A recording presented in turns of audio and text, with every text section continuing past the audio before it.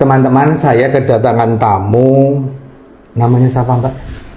Nur Faiza. Ini adalah istri dari Mas Rusli. Kebetulan Mbak Nur Faiza ini beberapa waktu yang lalu melakukan operasi hamil usia 5 bulan karena kandungannya lemah. Dia dioperasi di Rumah Sakit UNER Surabaya.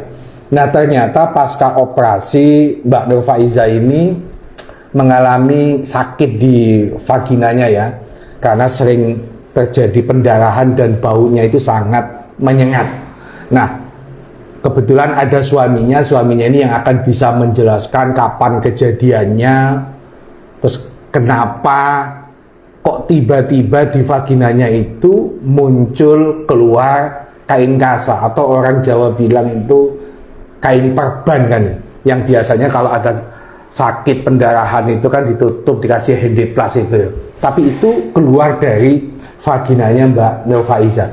Pasca keluar perban itu atau kain kasa itu, kondisi menjadi normal, tidak pendarahan lagi, tidak ada bau menyengat lagi. Mas Rusli, kapan kejadian operasinya, kapan di rumah sakit ini?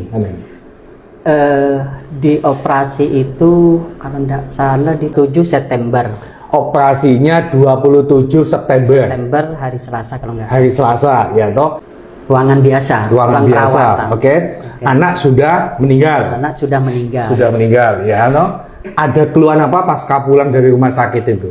Dari pulang dari rumah sakit, di rumah itu dia dan bau itu sejak dari setelah operasi di rumah sakit, di ruang perawatan, sampai rumah itu bau.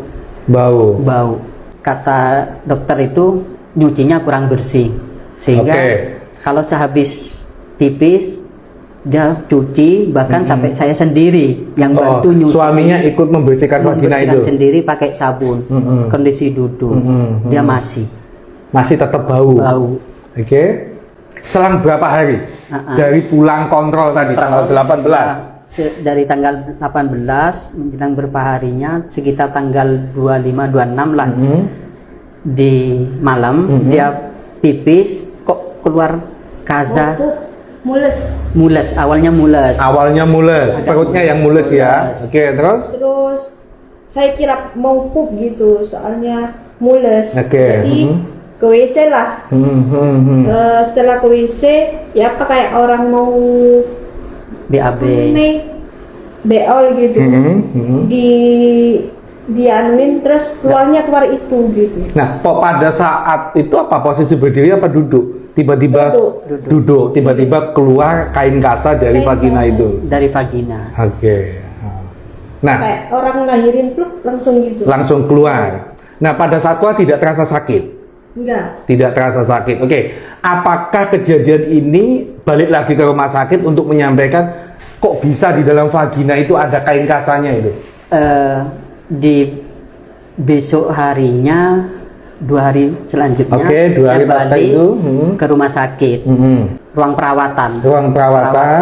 Setelah dioperasi itu, saya tanya ke entah bidan atau dokter yang di meja itu, mau ketemu atau mau tanya dokter yang menangani Nur Faiza waktu operasi. Karena ada hal yang mau disampaikan, dan dari situ ditanya ada keperluan apa Pak, bisa Bapak sampaikan di sini, nanti kami akan menyampaikan ke dokter yang bertanggung jawab. Terus setelah itu saya nunjukkan video ini sama foto. Kemarin malam istriku keluar dari vagina seperti ini. Ada keluar kain kasa. Saya cuma mau tanya di sini, kok bisa ada seperti ini? Toh misalnya kalau memang ditaruh di dalam untuk apa tujuannya, kok nggak ada penjelasan? Saya maunya ketemu langsung, minta penjelasan dokternya langsung. Intinya tidak ada penjelasan apapun terkait kasa ada di dalam vagina. Tidak ada penjelasan. Mbak Nur Faiza, apakah pasca setelah keluarnya kain kasa dari vagina, sekarang ini sudah normal kondisinya? Sudah tidak bau? sudah tidak bau, tidak terus sakit-sakit. darah yang keluar itu darah segar, darah biasa kayak Darah biasa. orang nifas biasanya. Dan sampai sudah pengalaman ya, ini kan anak ketiga ini ya. Iya. Oke. Nggak kayak sebelumnya, yang sebelum keluar itu darahnya kayak coklat kehitaman gitu. Oke. Terima kasih penjelasannya Mbak Nur Faiza juga Mas Rusli ya. Teman-teman, kasus ini kebetulan mau kita advokasi, kita mau somasi pihak Rumah Sakit UNER ini supaya ada penjelasan yang rasional kenapa kain kasa bisa tertinggal, entah dimasukkan di dalam vagina, padahal operasi ketika mengeluarkan bayinya usia 5 bulan itu kan di perut. Apakah kain kasa dari perut itu nyampe ke vagina? Saya sendiri bukan dokter, tidak tahu, tetapi karena ini masuk ke ranah hukum, bisa saja ada diagnosa yang salah, bisa saja ada tindakan medis yang salah, makanya mau kita advokasi ini. Harapannya supaya ke depan itu pihak tenaga medis ini harus ada kehati-hatian di dalam melakukan tindakan, dan kalaupun ada resiko-resiko medis sesuai di dalam undang-undang praktek kedokteran, maka pasien itu harus dijelaskan supaya pasien itu tahu kalau tindakan A ini resikonya ABC misalnya gitu. Nah, ini moga-mogaan kasus ini bisa cepat selesai.